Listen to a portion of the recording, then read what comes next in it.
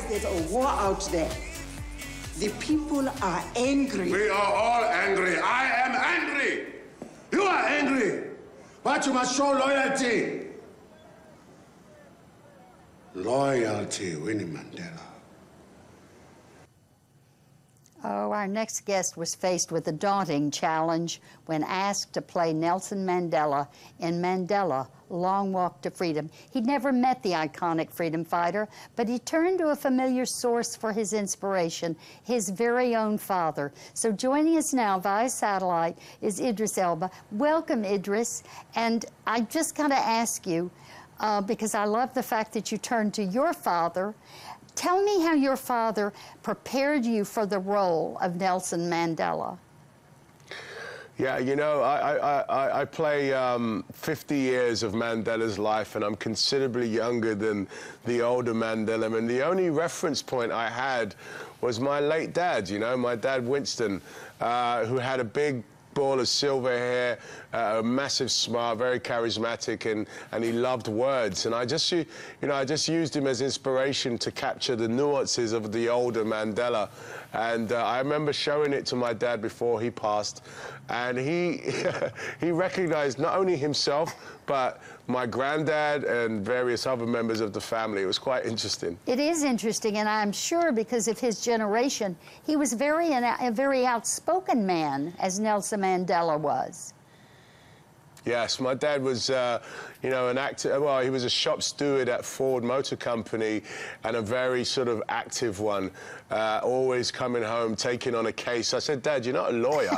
He said, no, but these people need someone, to fight for them. And so, you know, that was what my dad's spirit was like. So, you know, and he was very much a sort of advocate for Nelson Mandela's struggle and fight anytime Mr. Mandela was on the news. And, you know, my dad was really emotional when he saw the film, and also, you know, when he found out I was going to get to play Mr. Mandela. What was that like when that phone call came and somebody said, guess what, Idris, you're going to portray Nelson Mandela? What did you say? Well, you know, I honestly, I thought it was a prank call because my agent and I have that sort of relation. And I said, Rog, no, come on, no, that's not even funny, click. But then I realized he wasn't joking. It was a massive moment.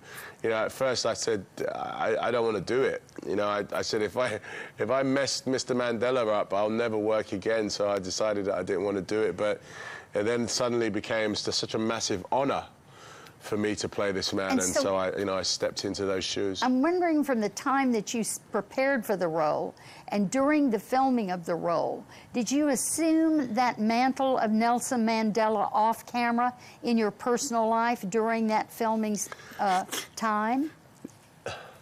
You know, not during the filming, although, you know, my work has been known in South Africa, and they were excited to have me there. So, you know, when they realized I was playing Nelson Mandela, I realized that, you know, Mr. Mandela was such a people person. People, wherever he went, people were excited to see him.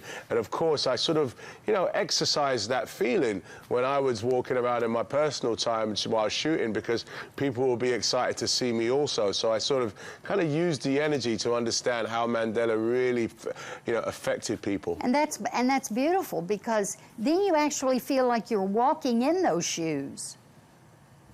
Yeah, I mean, they're big shoes to fill, but it certainly feels that, you know, that I poured my heart, I poured everything of Idris into playing Nelson. I know you poured 100% of yourself into that role, and one of the things I think that was so interesting was the way his anger was used to such a positive means and an end to a means, and you apparently were not afraid of that anger in yourself.